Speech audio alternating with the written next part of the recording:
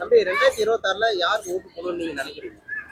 நான் வந்து யாருக்கு ஓட்டு போடுவேன்னா, நான் இப்போ இருக்கிற ரூலிங் பார்ட்டிக்கு தான் போடுவேன். ஏன்னா அவங்களுக்கு தான் ஓரளவுக்கு வந்து பொலிட்டிக்கல் எக்ஸ்பீரியன்ஸ் நிறைய இருக்கும். இப்போ விஜய் வந்து நம்மளுக்கு எப்படின்னு தெரியாதுல்ல, பிகாஸ் வந்து அவங்க இப்போதான் வராங்க அந்த ஃபீல்டு உள்ள. ஸோ அவங்களுக்கு வந்து பாஸ் பேக்ரவுண்டும் பெருசாக பொலிட்டிக்கல் சைடில் இல்லாதனால எனக்கு நான் இப்போ ரூலிங் பார்ட்டி எது இருக்கோ அதான் போடுவேன். ஏன்னா அதான் இப்போதைக்கு வந்து நல்லா பண்ணிட்டு இருக்காங்க.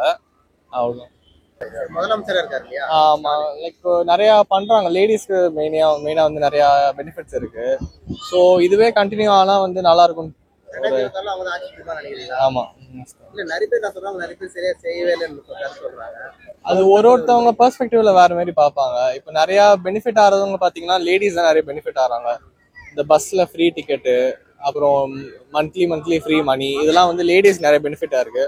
அதெல்லாம் விஜய் ஆட்சிக்கு வந்தா நடக்குமான்னு தெரியல. ஆண்களுக்கு எதுவுமே செய்யல, அப்படி பெண்களுக்கு மட்டும் தான் செய்யறன்றது ஒரு கருத்து. பெண்களுக்கு தானே மெயினா தேவை. ஆண்கள் வந்து அந்த ஆண்கள் வெறும் ஒயின் ஷாப் மட்டும் ஓப்பன் பண்ணி வச்சிருக்காரு.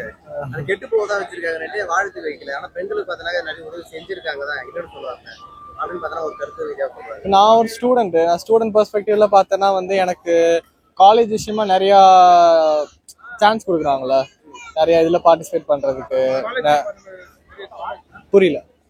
ஸ்காலர்ஷிப் எல்லாத்துக்குமே வந்து ஒரு ஸ்டூடெண்ட்ஸ் வந்து அவங்க கான்ட்ரிபியூட் பண்ண வைக்கிறாங்க. ஸ்டூடெண்ட்ஸோட ஐடியாவை வந்து கான்ட்ரிபியூட் பண்ண வைக்கிறாங்க. ஸோ அது எனக்கு தெரிஞ்சு நல்லதா பண்ணுது.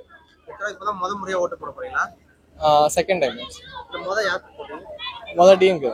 டிஎம் தான் போட்டீங்க. செகண்ட் டைம் அதுதான். புதுசா அவங்களுக்கு சான்ஸ் கொடுக்க கூடாது. சான்ஸ் கொடுக்கலாம். பட் ஆனா இப்போ இன்னும் 1 year இருக்குல்ல, அதுக்குள்ள அவங்க என்ன பெருசா சேஞ்ச் பண்றாங்கன்னு பாத்துக்கிட்டு. இல்ல புதுசா அப்படி கொடுக்கணும்னா அது யாரு கொடுப்பீங்க? விஜய் அண்ட் சீமான் இல்ல அண்ணாமலை?